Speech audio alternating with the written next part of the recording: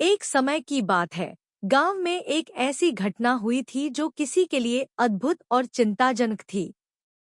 गांव का नाम था चंदनपुर। यह गांव एक छोटा सा गांव था जहां के लोग साथ मिलकर जीवन बिताते थे। गांव के बच्चे अपने अपने कामों में लगे हुए थे जब अचानक रात के अंधेरे में एक अजीब सी आवाज सुनाई दी।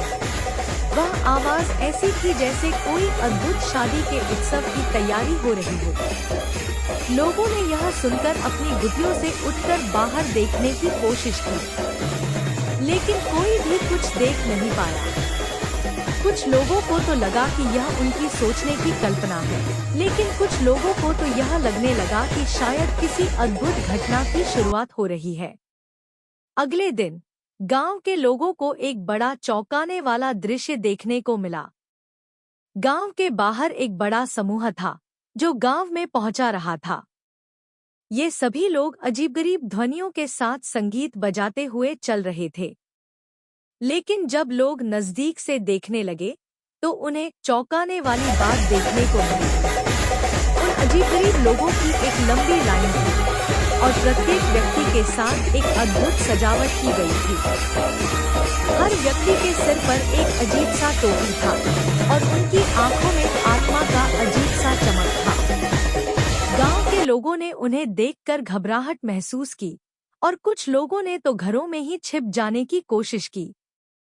लेकिन उन अजीबगरीब लोगों ने गांव के लोगों को पकड़ लिया और एक एक करके उन्हें ले जाने लगे।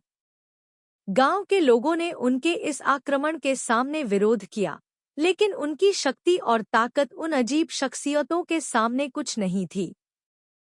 एक एक करके उन अजीब लोगों ने सभी गांव वासियों को ले जाया और बस कुछ ही समय में गांव वासियों के घर को खाली कर दिया गया। गांव की चौपाल पर जब लोगों ने गांव के प्रमुख से संबंधित जानकारी मांगी तो उन्होंने बताया कि यह एक भूत की बारात है। भूतों की बारात ने गांव के सभी लोगों को ले जाने का निर्णय किया है। गांव के लोगों को यह सुनकर चौंकाव तो हुआ, लेकिन फिर भी उन्होंने हिम्मत नहीं हारी। उन्होंने मिलकर एक योजना बनाई कि उन्हें इस अजीब और भयानक समस्या से निपटने के लिए क्या करना चाहिए। गांव के विद्यालय के अध्यापक ने कहा, हमें अपनी शक्ति का सहारा लेना होगा। हमें साथ मिलकर यह भूतों की बारात को रोकना होगा। एक बुजुर्ग व्यक्ति ने उससे कहा, हमें शक्ति के साथ साथ बुद्धि का भी इस्तेमाल करना होगा। हमें सोच समझकर काम करना होगा। एक युवक ने कहा, हमें एक चालाकी से उनका मुकाबला करना होगा। हमें उनकी चालाकी को समझना होगा और फिर उसका उपाय निकालना होगा। इस प्रकार गांव के लोगों ने मिलकर एक योजना बनाई कि कैसे वे उन भूतों की बारात को रोकेंगे। गांव के लोगों ने मिलकर उस अजीब और भयानक समस्या का सामना करने का निर्णय लिया। उन्होंने भगवान की कृपा और संगठनशीलता में विश्वास किया। उन्होंने गांव के पास एक मंदिर बनाने का निर्णय किया और उसे तत्काल क्रियान्वित किया। मंदिर में प्रतिदिन भगवान की पूजा और अर्चना की जाती थी, जिससे लोगों का मान रहता।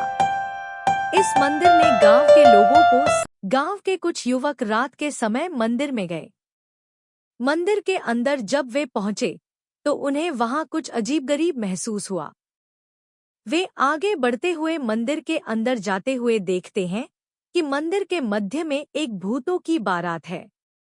उन्होंने भयभीत होकर देखा कि कैसे भूत बारात मंदिर के अंदर आ रही है और इससे उनका दिल डर से भर गया। लेकिन फिर भी उन्होंने अपने धैर्य और साहस को संयमित रखा और मंदिर के बाहर जाकर अन्य लोगों को इस घटना के बारे में बताया। मंदिर के बाहर के लोगों ने उनकी बात सुनी और उन्हें साथ मंदिर के अंदर जाने का निर्णय लिया।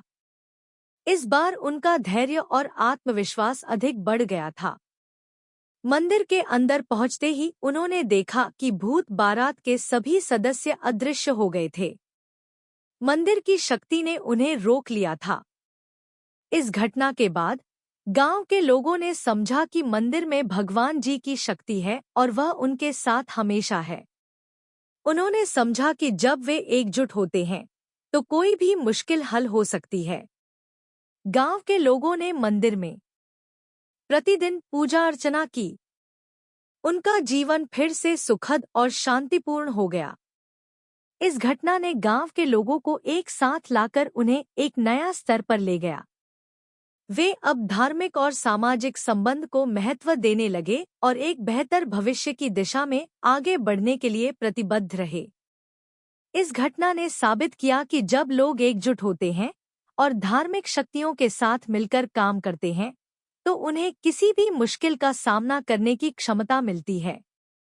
इस प्रकार चंदनपुर गांव की इस अनोखी घटना ने लोगों को एक साथ लाकर उन्हें अपने जीवन में नई ऊर्जा और उत्साह का स्रोत दिया।